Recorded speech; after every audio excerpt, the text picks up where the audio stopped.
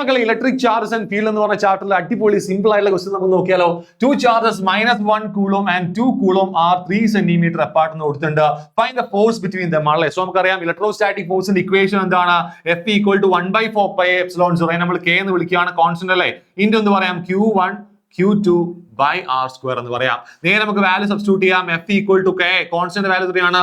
9 × 10⁻⁹ ആണ്. Into Q1 എത്രയാണ്? -1 ആണ്. നമ്മൾ അതിന്റെ മാഗ്നിറ്റ്യൂഡ് മാത്രം എടുത്താൽ മതി. സോ 1 × Q2 എന്താണ്? 2 കൂളോം ആണ്. ബൈ r എന്ന് പറഞ്ഞാൽ എത്രയാണ്? 3 സെന്റിമീറ്റർ. അപ്പൊ മീറ്ററിലേക്ക് കൺവേർട്ട് ചെയ്യുമ്പോൾ എന്തായിട്ട് മാറും? 3 × 10⁻² ആയിട്ട് മാറും.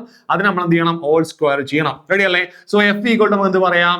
= 9 × 10⁻⁹ × 2 divided by 3 ന്റെ സ്ക്വയർ 9 ആണ്. 10⁻² ന്റെ സ്ക്വയർ 10⁻⁴ ആണ്.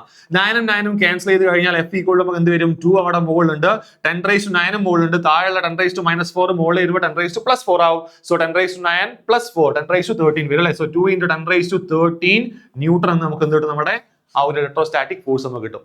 സെറ്റ് അല്ലേ?